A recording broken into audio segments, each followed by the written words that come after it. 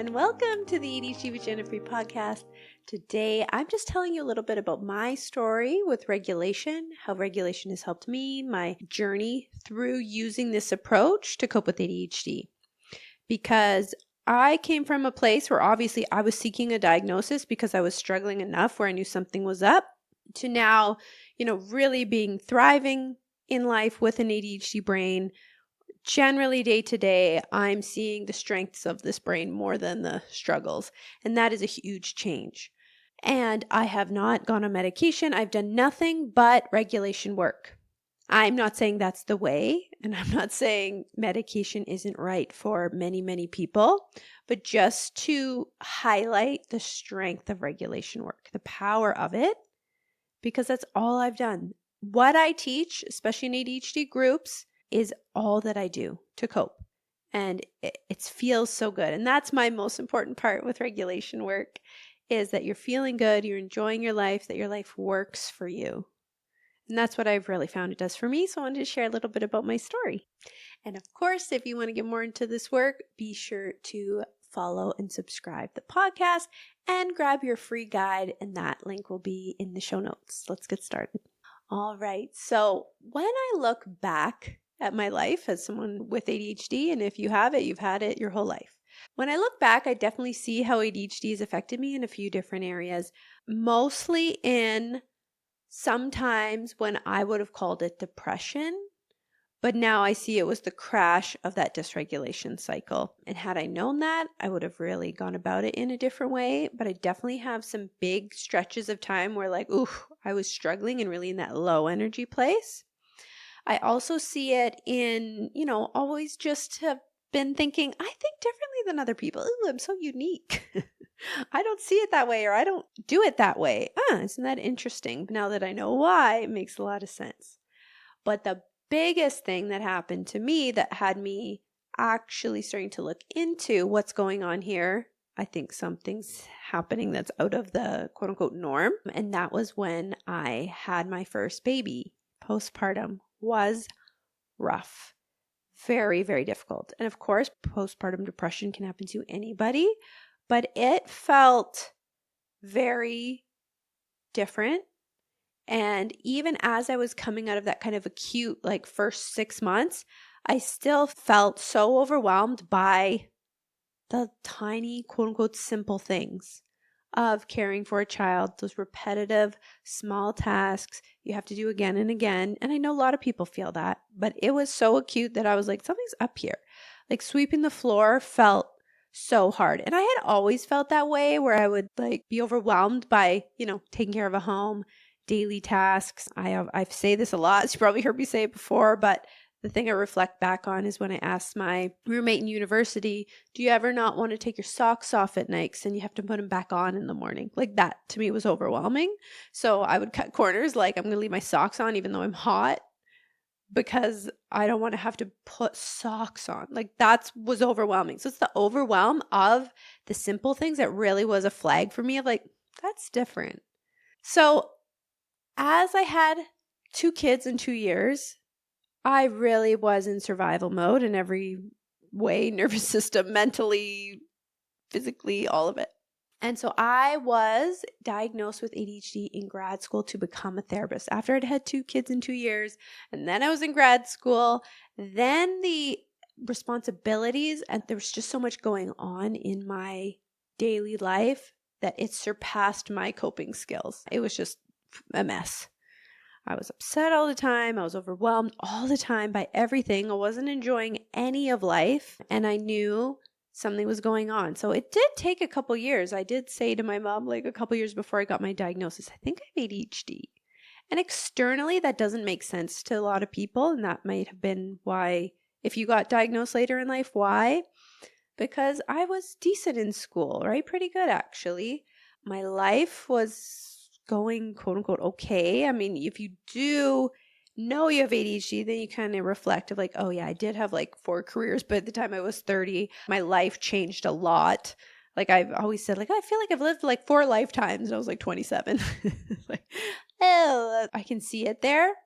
But, only child, girl, goody, perfectionism, all of that stuff doesn't look like what most people think of ADHD looking like. So my mom was like, there's no way.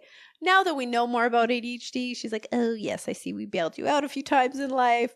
You randomly switched everything. We were like on board and supporting you. So, of course, I did have that support and that privilege of support where my life didn't crumble. Had I been completely on my own without, the love and support of parents, yeah, maybe it would have been more obvious sooner, right? So it depends on your situation as well of how you get diagnosed and when. So I was diagnosed with ADHD while in grad school.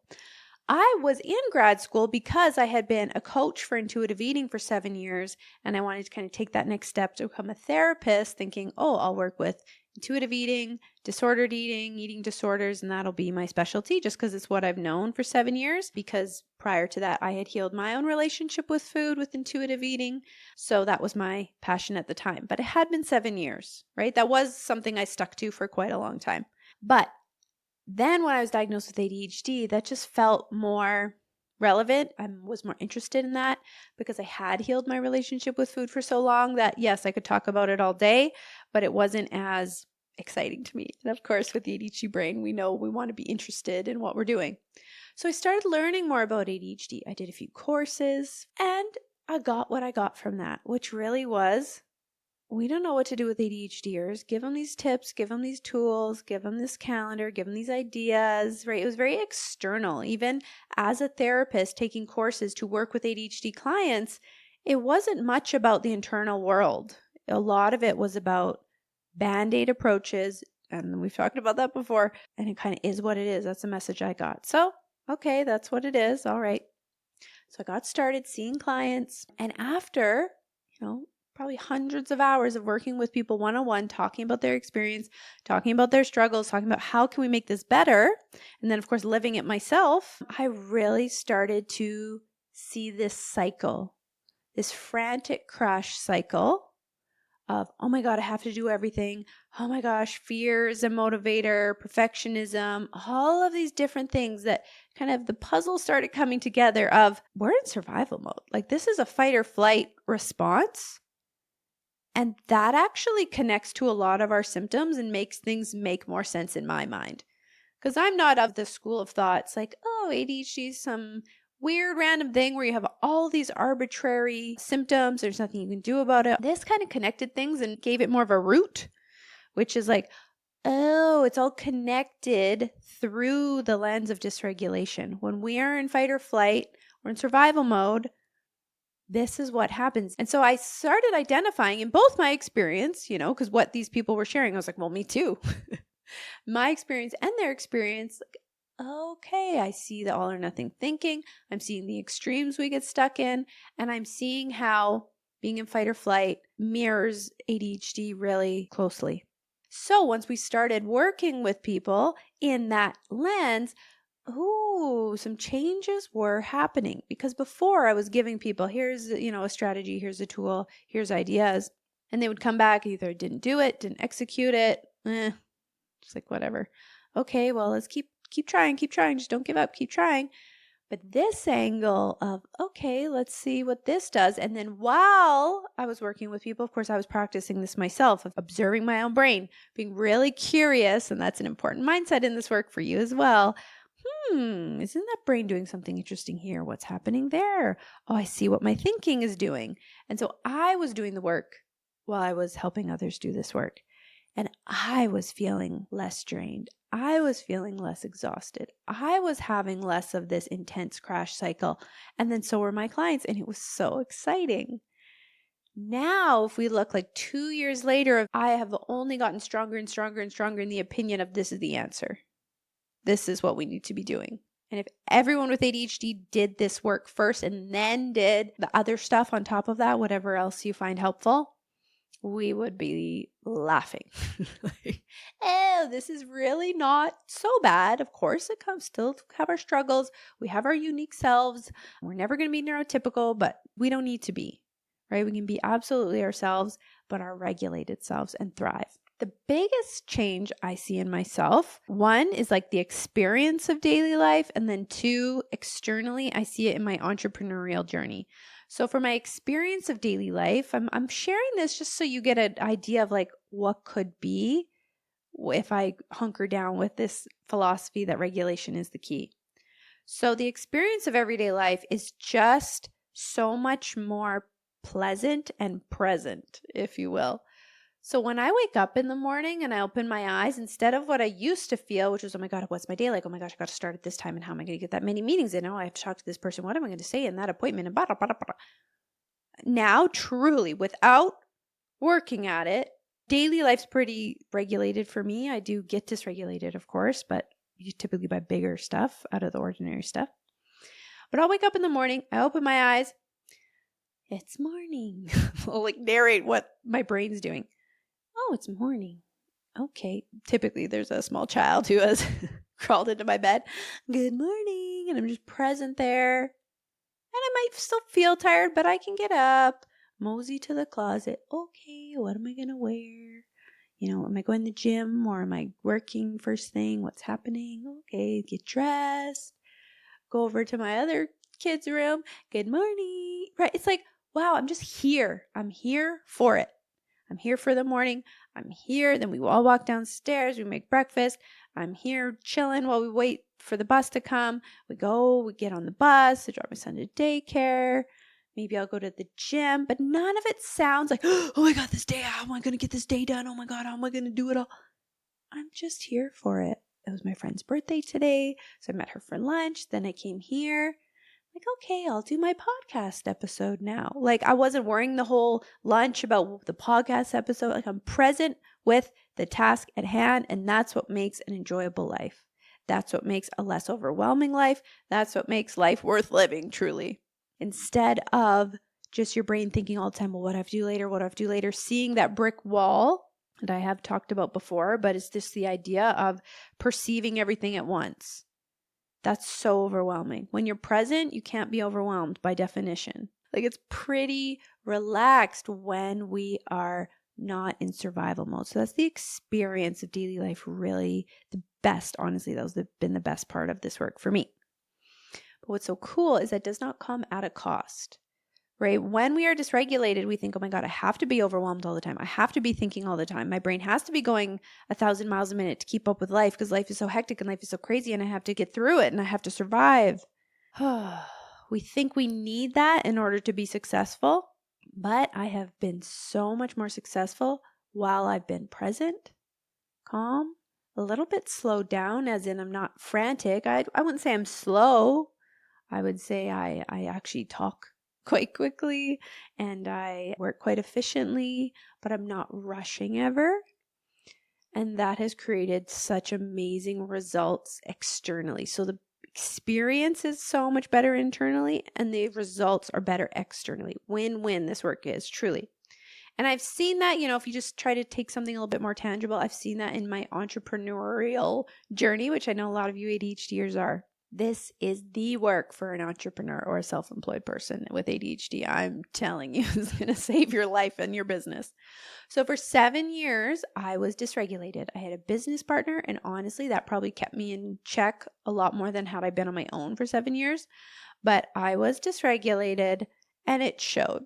Right? Our business did not have a flow. It did not grow over time for 7 years. It was very up and down and up and down. It was a roller coaster in and of itself, success-wise, income-wise, productivity-wise, all of it. I remember even for 6 months, I had such a crash that I couldn't even post on social media. And we had a pretty big following at the time too, like 125,000 followers on our intuitive eating page. And so it was like a good thing we had going. And I literally couldn't even post something. I was so crashed after all that dysregulation. Nothing had any growth. It would just like something might do well for a month and then it would crash. That was for 7 years. It finally came to a close where, it kind of crashed at a level where it's like, okay, I don't think this is sustainable anymore. That's when we both went to grad school, became therapists, and that was great. As the last 2 years as an entrepreneur, I have had steady growth every single month of those 2 years. I am actually building something that feels substantial and like isn't going to blow over in the wind, which is how it felt before. I am less overwhelmed by it. I show up every single day and I work away, do. It's not like I'm hustling and grinding, but you don't need to, right? If you're in this sustainable, consistent energy, and consistent, I mean flexible, healthy consistency, not rigid, perfectionist consistency, man, you can build something good. But regulation is required for that.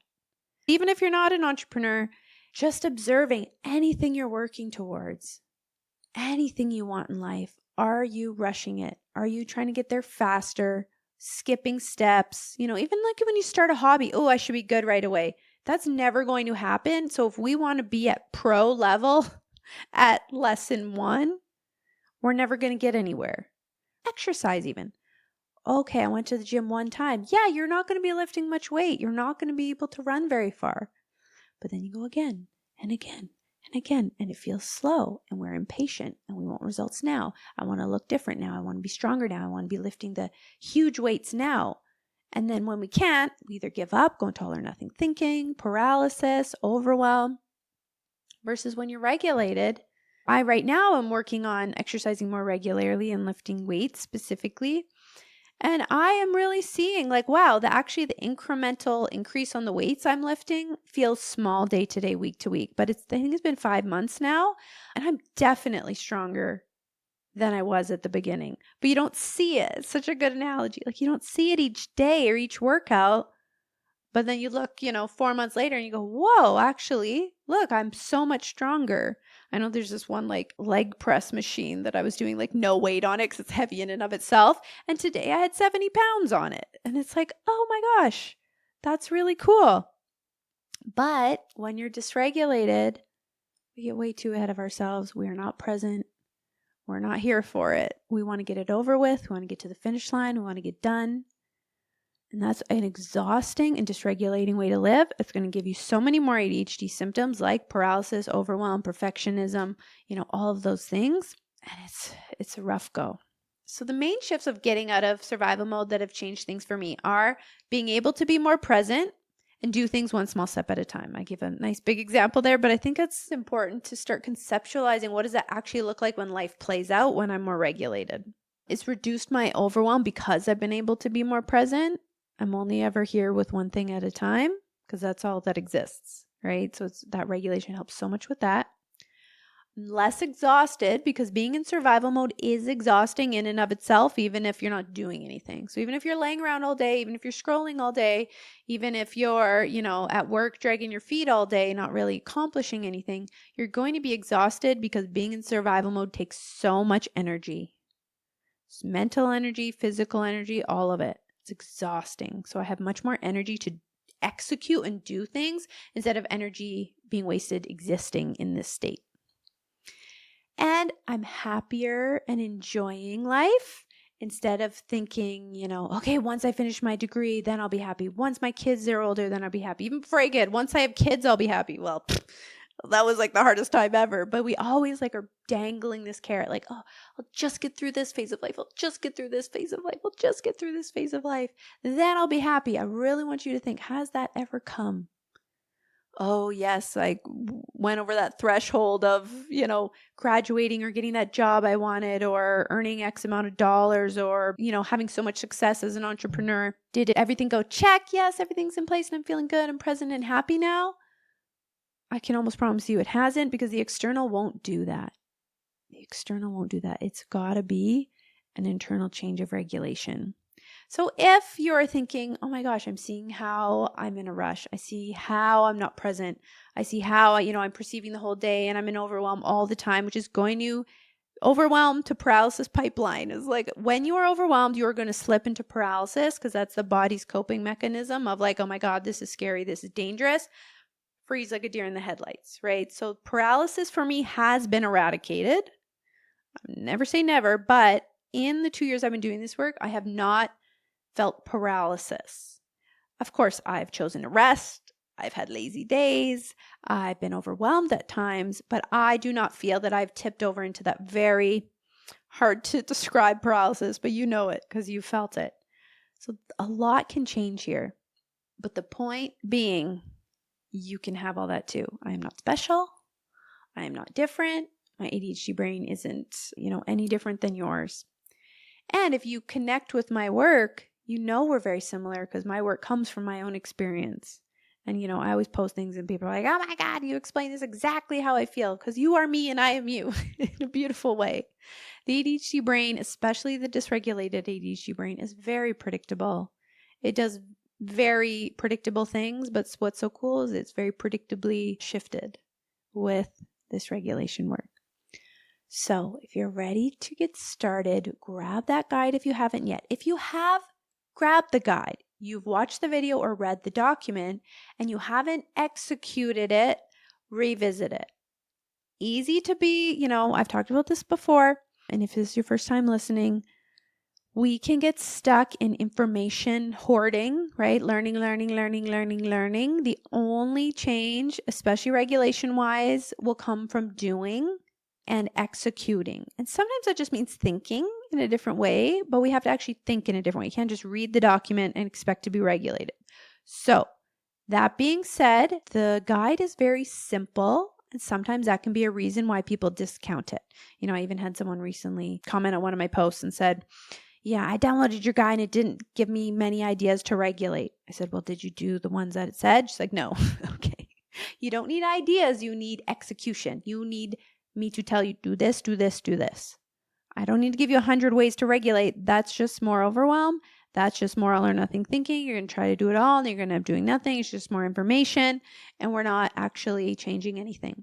So grab the guide if you have not in the show notes. If you have, revisit it. Unless you are actively identifying dysregulation and interrupting it on a daily basis, let's go back to the drawing board. Let's get that first step of this process primed. Some people come into my groups of like, oh, I've been doing the nervous system piece, so I feel a little bit ahead, right? There's still lots more kinds of regulation and ways of regulation once you come into the program, but the guide is a great, great start. That's giving you step one, right? And again, when you're dysregulated, it might be like, this step is stupid, it's not worthwhile, I want to go to step 10.